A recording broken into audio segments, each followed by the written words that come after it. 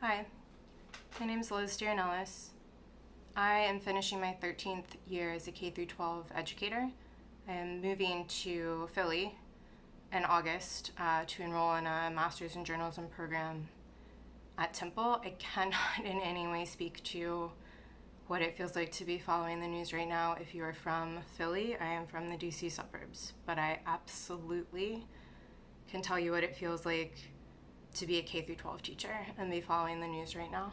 I am an elder millennial. If you're trying to figure out what that means, this shirt is one of mine from high school. It says Fairfax 2004.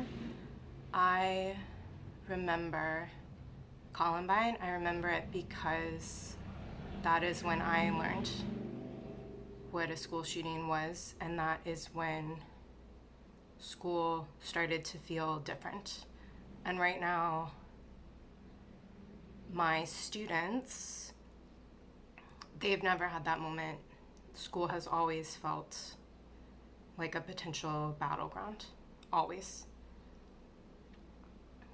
The most frustrating discussion I have ever had in a classroom, and it was not the students' fault, it was the politicians' fault, was after Sandy Hook, and we were doing a unit on 1984, and we were talking about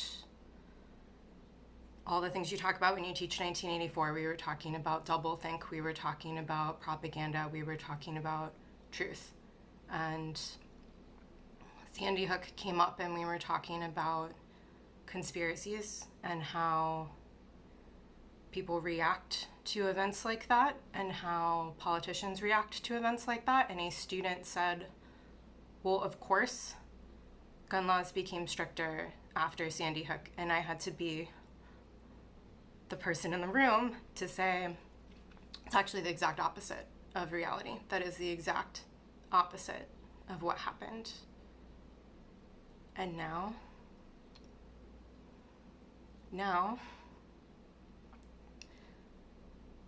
I have 11 years of stories from public school. I have 2 years of stories from a boarding school. The boarding school is the only place I've ever been where we did not do an active shooter drill. We talked about it, but we didn't actually enact it in the same way. I have 13 years of K-12 experience. In every single one of those years, school shootings was a topic in the classroom because students care, obviously, when things happen. Every single one of those years, we had to talk about what a lockdown is. We had to talk about what our procedures were. And in public school, we went through both real lockdowns and active shooter drills constantly. These are not the only stories I have. These are the ones that I feel like telling today. I was 22 and a first-year teacher in Tulsa. We had a real lockdown because one of our students had gotten in a fight at a party, and the people they had gotten in a fight with showed up to school in a truck with guns and shot those guns toward our school. We didn't know as teachers that that's what happened. We knew there was a lockdown, and we knew that we had not been warned. And if you haven't been warned, that's a pretty good sign it's not a drill. I found out pretty shortly afterwards what really happened because I'm a journalist and I research quickly, but you don't know as a teacher what is happening. You just know there is a higher likelihood that it is not a drill. There was also a day in Tulsa where I was in a classroom during, again, what appeared to be a real lockdown. We had not been warned that it was a drill. So again, high likelihood it is not a drill. I was 22. I was a first year teacher. I was already standing by the door, and one of my students said to me, "It's your job to stand by the door," which again, I already knew, but it feels different the first time it's real.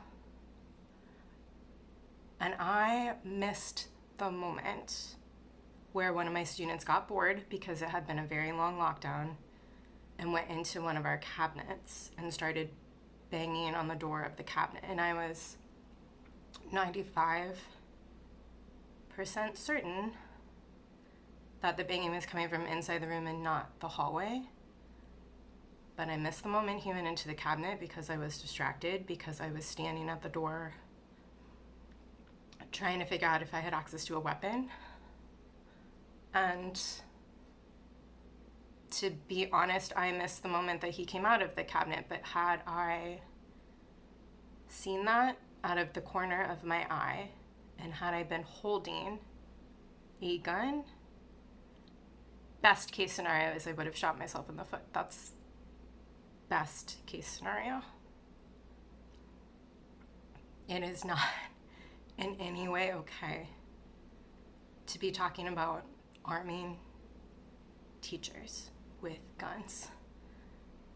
The solution is fewer weapons made for war in the hands of civilians. That is the only solution. That is the only thing that is going to keep our students and our teachers safe, because I have been that teacher who believes that the door is already locked. I have been that person. And it is so insanely frustrating to see people target an elementary school teacher who did exactly